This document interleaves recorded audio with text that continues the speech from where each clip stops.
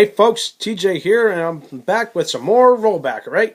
Now today, I'm looking at WCW Mayhem 1999, alright?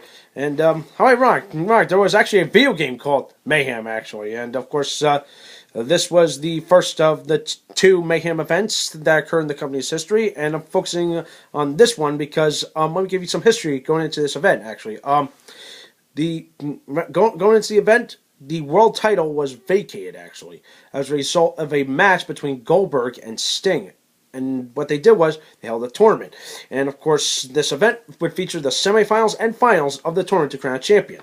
And, of course, I have the tournament matchups right here. It was Sting versus Bret Hart. Oh, yeah, sounds like a good match, actually. And Chris Benoit versus Jeff Jarrett, all right? And the winners of those two matches would face in the main event, and the winner would become champion, actually. And believe it or not, those matches are actually pretty darn good, actually. Sting and Bret Hart, oh my goodness. Like a clash that fans have got to see, actually. I'm not going to lie. Although there were couple moments that I thought could be improved, or a moment that I hated. But overall, it was a good match, well worth watching. Of course, another thing I want to note is the Benoit Jarrett match. As well, as far as it goes, good match, but I hate the finish, okay? That's pretty much that. I don't want to tell you who wins. The winners of those two would be facing the main event, like I said. And, of course, I'll give you one hint, okay? Is that he waited for a long time ever since he left a certain company to finally get his championship opportunity. So, that should be a hint, all right? The undercard, I'm not gonna lie, this event just flat out sucked. Okay, with the rest of the undercard stuff. Listen to this. You had a 6-person tag. It was the Revolution. Some faction supposedly run by Shane Douglas against the Filthy Animals of like Eddie Guerrero, Rey Mysterio, Billy Kidman, that kind of thing. But it was done like elimination style and featured like two women involved. And of course, nothing else I can tell you. They could have saved that for another day. I'm saying with this match, another interesting match, which I thought really they could have just saved it, which was a chain match between Vampiro and some idiot named Berlin. I never heard of him, but let me point out something during this match, actually. God, what can I say? Does anybody remember the character Oklahoma? I believe I do, because oh my god, it was just terrible. Listening to him on commentary, I just hated this character. I hated this gimmick, okay? A blatant carbon copy ripoff of JR. Even to go as far as to mock his Bell's palsy. Oh my god, I just wanted to turn the volume on my set just off. Because I could not stand listening to this guy. Because what were they thinking? What was Ferreira thinking of creating this character, okay? It was so stupid, alright?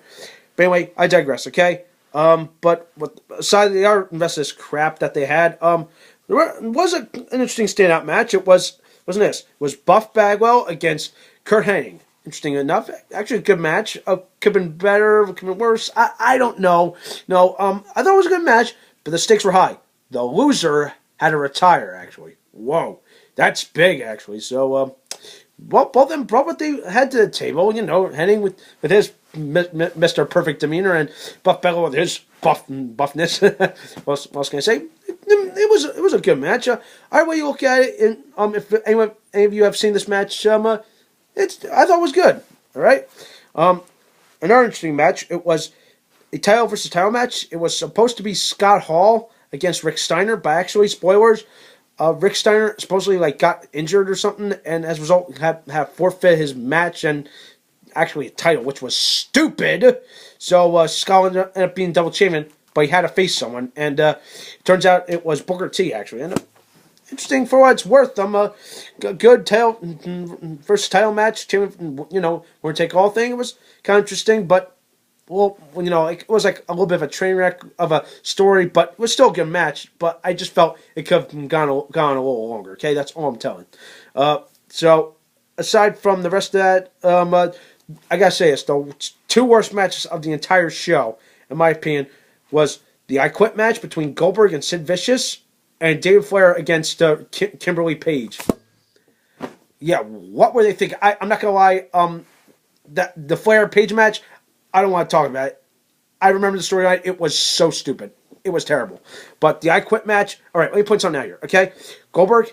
I love the novelty of him. He can kind of wrestle, but when you put him in the ring with a bigger guy, it doesn't work out real well. It's like falls flat, and especially throwing the I Quit style anything goes match with of that, it really doesn't make it much better at all. And I'm not going to say who wins. It was just a train wreck actually. So that's that. But definitely, I recommend this event if you want to see these two tournaments matches, and of course, in the finals and all that. But anyway, this gets my overall rating of 6.5 out of 10. All right, could be better, like I said. Anyway, that does it for this week. Keep it tuned here for more Rollback. All right, take care, folks.